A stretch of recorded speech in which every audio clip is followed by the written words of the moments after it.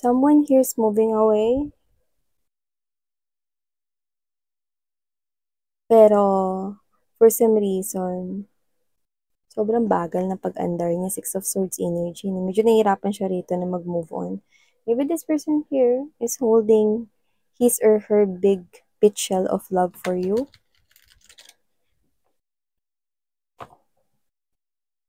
Let's see.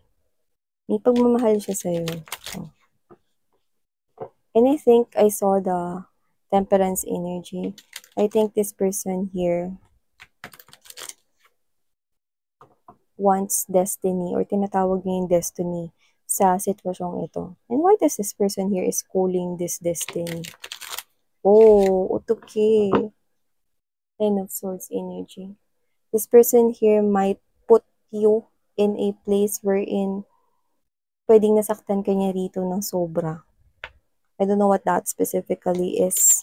This is general reading, so just take how this resonates. But this person here could have hurt you. But I think this person here could be realizing now that he or she loves you. Okay.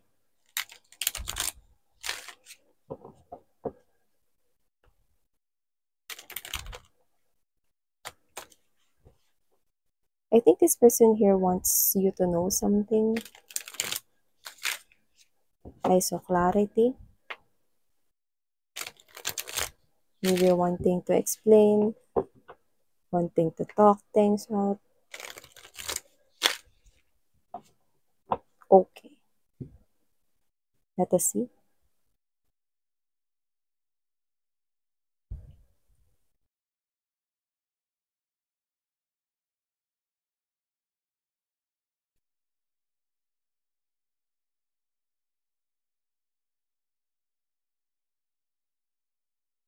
Oh.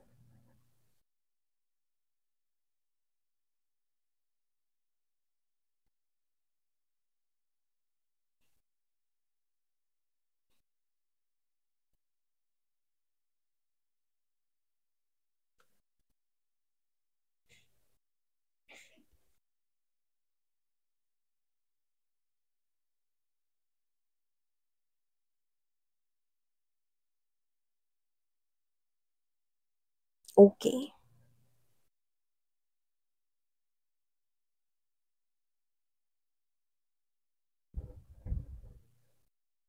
So, hey there mga May Loves Collective! Thank you so much for always staying here with me in the channel, babes. No? And kung hindi ka pa aware, meron pa tayong mga other channels. Ang mga links po niya na nasa description box. So, yung mga babes na tayong gender here, babae, lalaki, LGBT, lahat kayo welcome here. And of course, this is timeless as well. So, just take only what resonates here with you, guys. Okay? So, nakikita ko rito, Knight of Swords energy, the Moon card right here.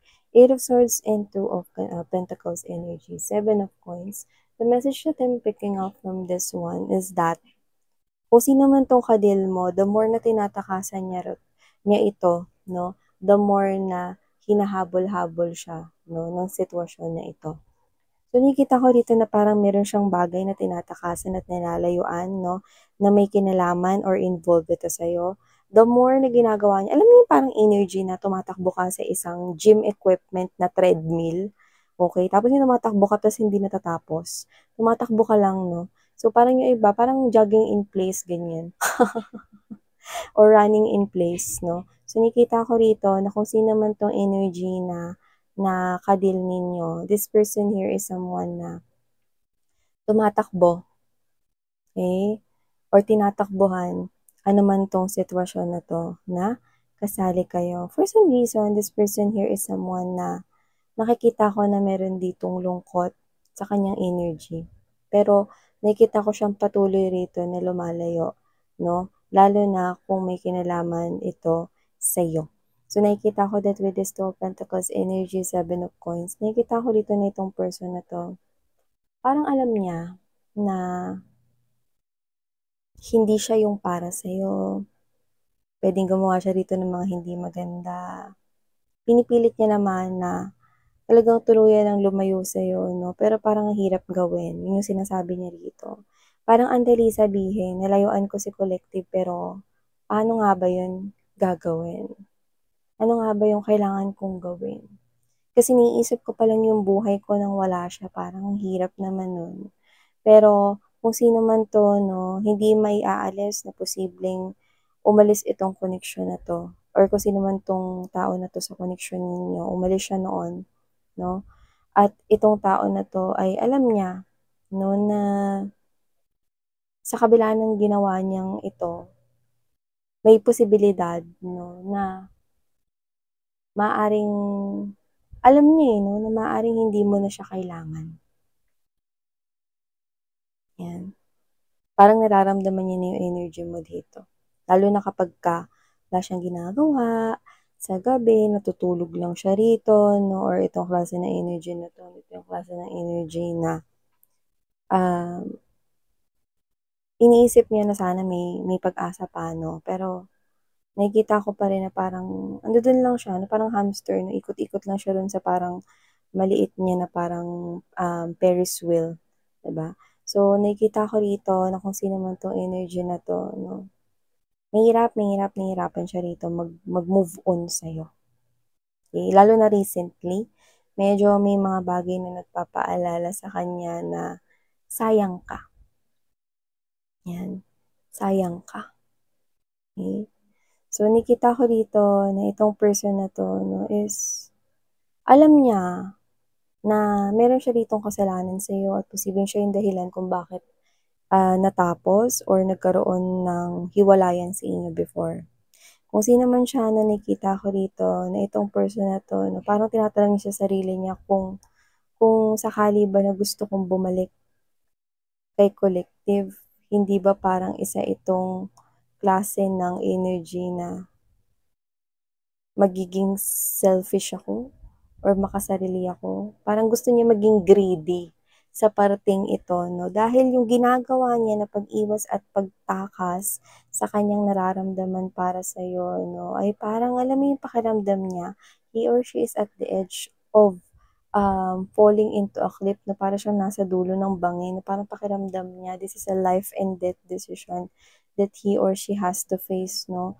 Parang lunukin ko na lang kaya yung pride ko, yung ego ko, lunukin ko na lang kaya lahat dito at isa bang kalapastanganan na humingi ako ulit ng isa pang pagkakataon kahit ako ang posibleng naging dahilan kung bakit kami tuluyang natapos, kung bakit tuluyang natapos ang koneksyon namin ni Collective. 'Yan 'no, parang parang isa bang kalabisan, nahihingi siya rito 'no at nagiging makasarili this time na parang ipu-push niya pa ba 'to kahit hindi siya deserving dahil minsan ka na niyang nasaktan 'no. Dahil nga nakakaramdam siya ngayon ng matinding panghihinayang like I'm picking up na parang ikot-ikot sa isip niya na sayang si collective 'yan 'no. Nasasayangan siya rito sa connection na 'to with you guys 'no. Hindi rin siya rito makapagpahinga, gusto niya rin hilumin yung sarili niya 'no, pero at the same time, ang hirap kasi parang the more na umaalis siya rito sa sitwasyon, the more na gusto niya ritong bumalik 'no. Actually, mas gusto niya ritong gawin 'no is bumalik 'no, parang alam mo yung energy na gusto niya ritong tumakbo pabalik sa piling mo, bumalik 'no sa'yo 'no, and this person here is alam niya na yun ay posibleng kalabisan 'no, dahil parang lumalabas rito na parang, gusto kong kapalan yung mukha ko ulit na magpakita ako ulit kay collective, handa akong tanggapin lahat ng mga posible niyang sabihin sa'kin. Kahit na ito ay maaaring hindi magandang pakinggan or makasakit ng damdamin ko, go lang. Sige papakinggan ko ito, tatanggapin ko ito 'no. Pero isa nga ba talagang kalabisan na hingin ko muli na kami ay magkaroon ng pangalawang pagkakataon upang magmahalan. 'Yan ang nakikita ko rito. Alam mo yung energy na tumatakbo ka 'no, at ayaw mo nung ginagawa mong pagtakbo sa isang koneksyon, gano'n yung nararamdaman niya rito 'no. Alam mo kasi, ang mga tao, ang mga human beings, they tend to realize 'pag wala na 'no, and it's always like that. You think kapag ginawa yung pagsisisi nasa unahan yon, tingin mo magsisisi? Hindi, 'di ba? That's why ang pagsisisi ay nasa dulo, 'no, nasa hulihan 'yan 'no. Kumbaga sa pila nung elementary kung sinong pinakamatangkad sa dulo 'yan. 'Di ba? So, kung sino man 'tong energy na 'to, posibleng matangkad siya. To some of you or may difference yung height ninyo kaya ko na-mention yung matangkad. Pero what I mean is that ang pagsisisi is laging nasa huli. Okay? Laging ito yung mangingibabaw, angat, kitang-kita, kaya matangkad. No? So, nakita ko rito, no, na yun yung tanong niya rito sa sarili niya, no, at sa langit kung isa nga bang kalabisan na muli kong hingin ang pangalawang pagkakataon sa ating pag-ibig. Yan, no, alam mo, sa totoo lang, no, kung reading mo to, with this Three of Swords energy, the Full card and Ace of Pentacles energy, actually, hindi ko nakikita yung energy nyo rito. Ang lumalabas kasi dito is parang ang tanong niya rin sa sarili niya, kailangan mo pa ba ako sa buhay mo? Or magkakaroon pa kaya ako ng puwang kung sakaling babalik ako sa buhay mo. Kasi babalik siya, alam mo yung Eight of Cups energy in reverse, ito yung klase ng mga energy na mag-u-turn eh. Ito yung mga klase ng energy na mag-u-turn, no, pabalik sa inyo. And there's this Nine of Swords energy and Five of Coins, no.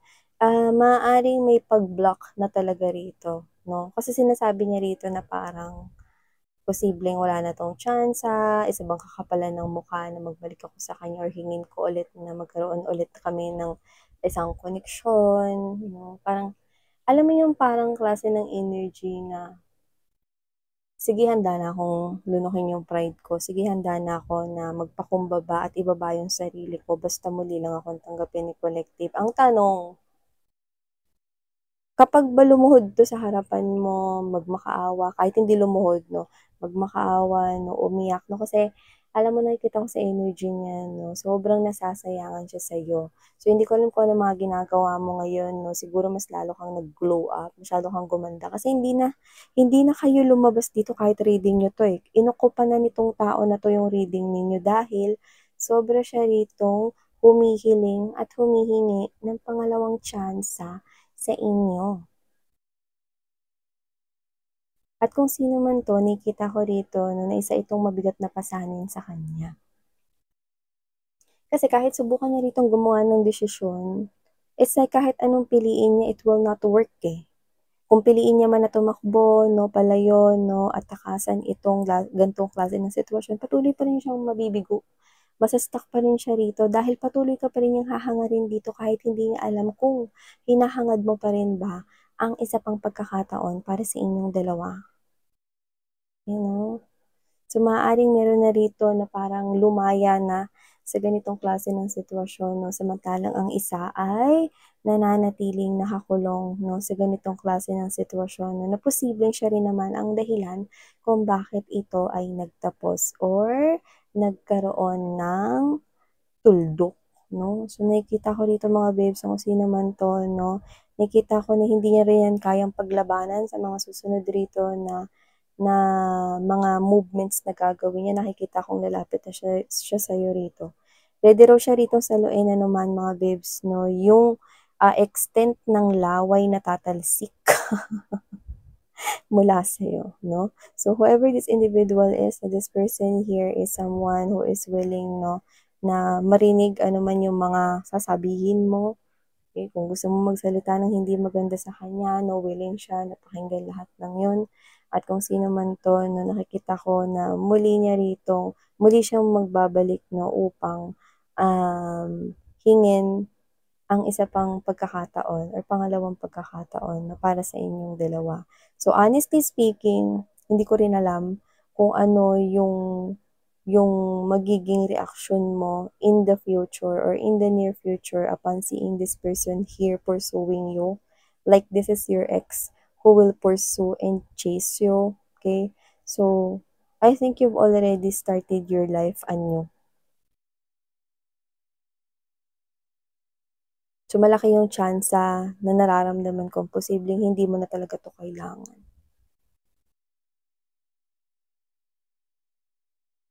So, I think that is the worst challenge that this person here needs to prepare para mapaghandaan niya 'to in the future. Kasi kahit anong way yung puntahan niya dito parang he or she feels like na that there's no chance anymore.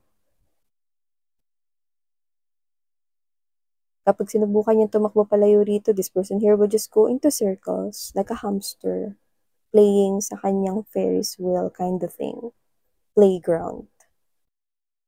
And if I push this reconciliation sa aking mga collective, yun yung sinasabi niya rito, baka isipin pa ni collective na ang kapal ng mukha ko to ask another chance. But I want to be greedy right now. Gusto niya rito, no, na maging gahaman this time, maging makasarili. Kasi yun yung bagay na gusto niya. Ang muli kayong magbalik sa kanyang piling. Yan. So, syempre, it's up to you, mga sweetheart mo, kung anong gagawin nyo rito. Pero yun nga, sinasabi lang dito na muli nyo makakaharap ang tao na to. No? Alam mo, for some reason, I'm picking up 4 weeks. Yan, no? Maaring yun na yung pinaka-earliest na kaya niya ritong gawin upang humarap, no, dahil hiyang-hiya itong tao na to sa inyo. Pero haharap pa rin siya sa'yo rito dahil nasasayangan siya rito ng bongga sa'yo. Ang taray, no? Yung taong sinayang ka ngayon, mga babes, no, ay hinahanap-hanap ka, no? So, whatever the case may be, yan. Ito yung nakikita ko rito sa energy ng taong ito, no? Pero just take how this resonates and at the end of the day, kayo pa rin ang may hawak ng inyong kapalaran rito, no? So, itong tao na to ay nakikita ko gagawa ng movement. Maaaring puntahan ka nito ng personal, yun na pinaka nakikita ko rito kasi sobrang gusto kanyang makausap, no? Ayaw niya yung parang i-chat or i-text ka niya kasi posibleng i-scene zone or hindi ka na mag-reply. So, mas maganda na nakikita niya yung reaction mo rito, no? At gusto niya rito magkausap talaga kayo sa personal. Yeah, definitely. And this person wants to talk about getting back together. Yeah, that's the main topic. Getting back together with you. Just like the old times daw. Yeah. So, I don't know what really happened sa inyong dalawa. But whoever this individual is, nahihiyaman siya rito, pero gusto niya rin maging makasarili this time. I want a second chance with my collective. And I'm willing to take whatever it takes. I'm willing to take the risk. Yan. So, yeah. These are all the messages I've got right here coming from your person here. Thank you so much for your time spent here and sarang hair, love, and light. Annyeong.